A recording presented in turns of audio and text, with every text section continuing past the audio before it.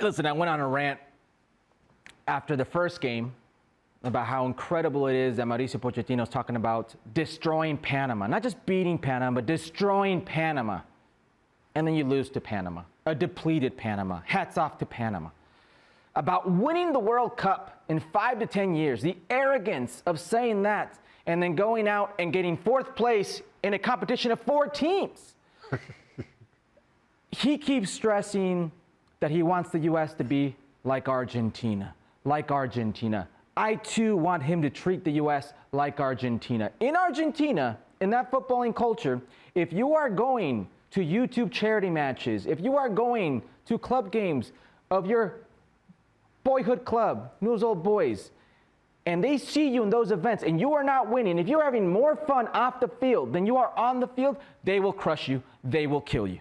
That is the culture he wants to instill. It goes both ways. Telling fans of a country that is paying you $6 million a year to have patience and don't be pessimistic after their worst ever showing in this competition, it just screams of arrogance. It screams of, you Americans, just wait. I will show you. That is Pochettino. The players. You okay, Herc? You're going to make it through this? I mean, Mario, I don't need to tell you guys what it means to play for your country. No, I know what it means to show a response, though, because we were told that. Like, you shouldn't be begged to play for your country, and in that playing for your country, give a damn. Play with pride. And when you play for your country, it has to be the most important thing for you. If not, step aside. And it's not for a lot of these players. And I know that there have been other players who've gone on these rants, but when it comes to naming these players, I was asked earlier today, well, who? I was like, it's an easier time if I tell you who saves themselves. Like, who exactly plays for their country. I'd have an easier time naming those players than going through the long list of guys who look like they could care less. And that is a problem because fans, in today's climate, that hard-earned money, go take your family to a game, how expensive it is. And for this, and this is the effort you get, the desire has to be there. I could understand on your day, tactically, technically, it's not there. But if the desire, the pride isn't there, you shouldn't be there. And you would expect some more urgency after what had happened, after the fact that we'd seen that we would be expecting a response after that exit, Ale. First of all, let me just say that not many people spend their hard-earned money to watch this team play because, once again, it was empty. Family and friends and loved ones, and that's it. In terms of this team, the word that I kept coming back to following the Panama game and then following the Canada game, I was left with the same impression. This team lacks aggression.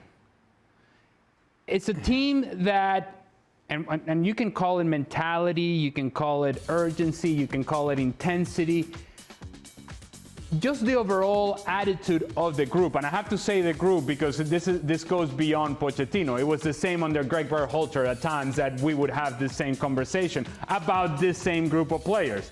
They lack aggression, and they also lack something that is critical to have as part of any team, and certainly at the national team level.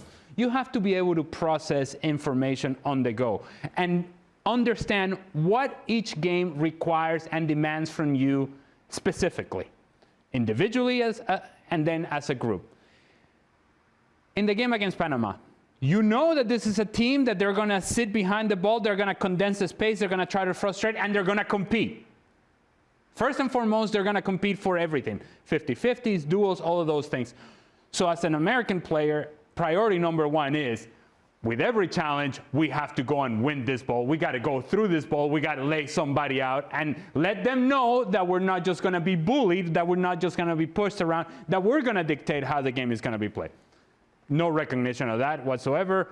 Play the game at a very slow pace and then got pushed around and bullied by Panama.